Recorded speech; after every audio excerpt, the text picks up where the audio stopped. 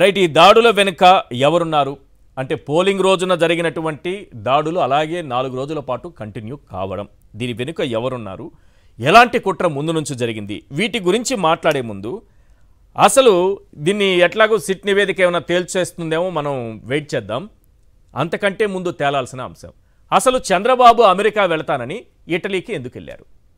Chandrababu tour విషయంలో yellow media ఎందుకు గోప్యత పాటించింది? చిన్న వార్తను ఎక్కడో ఒక ముక్క చిన్నది అలా మనం వెతికినా కనిపించదు. ఈనాడు దినపత్రిక 3వ పేజీలో వేసింది. ఆంధ్రజ్యోతి దినపత్రిక మొదటి పేజీలో వెతికినా కనిపించినంత స్పేస్ ఇస్తూ వార్తనిచ్చింది. అసలు ఏంటి? పోనీ వీళ్ళు రాసింది ఏంటి? ఒకరేమో ఈనాడు దినపత్రిక ఏమో విశ్రాంతి కోసం అమెరికా వెళుతున్నారు, ఆయన ప్రచారం చేసి అలసిపోయారు, విశ్రాంతి తీసుకోవడానికి కుటుంబ సభ్యులతో కలిసి వెళుతున్నారని ఈనాడు దినపత్రిక రాసింది. అనారోగ్య కారణాలతో వైద్య పరీక్షల కోసం అమెరికా వెళుతున్నటువంటి నారా చంద్రబాబు నాయుడు గారు అని ఆంధ్రజ్యోతి దినపత్రిక రాసింది.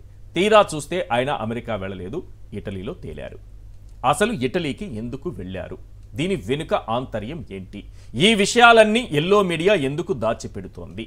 అంతకంటే ముందు ముఖ్యమంత్రి వైఎస్ జగన్ లండన్ టూరు వెళ్తున్నారనగానే ఆయన ప్రతి కదలికను ఇంట్లో అడుగు తీసి ఇంటిలో నుంచి మొదటి అడుగు బయట పెట్టడం, అంటే గడప దాటి బయటకు వచ్చిన నిమిషం నుంచి లండన్లో, ఆమ్స్టర్డామ్లో, లండన్లో ఎక్కడ దిగారు, ఎలా కదులుతున్నారు, ఎవరితో కలుస్తున్నారు, ఎవరికి టాటా చెప్పారు, ఎవరికి బాయ్ బాయ్ చెప్పారు, ఎవరికి దండం పెట్టారు, ఎవరిని విష్ చేశారు, ఎక్కడున్నారు, ఎక్కడ దిగారు, ఏం చేయబోతున్నారు, ఎప్పుడు తింటారు, ఎప్పుడు తాగుతారు వాటర్, ఎప్పుడు నిద్రిస్తారు, అన్నీ కూడా జాగ్రత్తగా ప్రతి అంశాన్ని ఎప్పటికప్పుడు తన మీడియా ద్వారా లీకులు ఇస్తూ ఆయన చుట్టూ ఉన్నటువంటి సెక్యూరిటీ, ఎంతమంది సెక్యూరిటీ ఉన్నారు, వారికి అవుతున్నటువంటి ఖర్చు ఎంత అనే పేరుతో ఆ సెక్యూరిటీ కూడా ఎవరెవరు ఉంటారు, ఎలా ఉంటారనేది మొత్తం లీక్ చేస్తూ అసాంఘిక శక్తులకు చేరవేస్తున్నటువంటి ఆంధ్రజ్యోతి ఈరోజు చంద్రబాబు ఇటలీకి వెళితే ఎందుకు రాయలేదు, ఎందుకు దాచిపెట్టింది?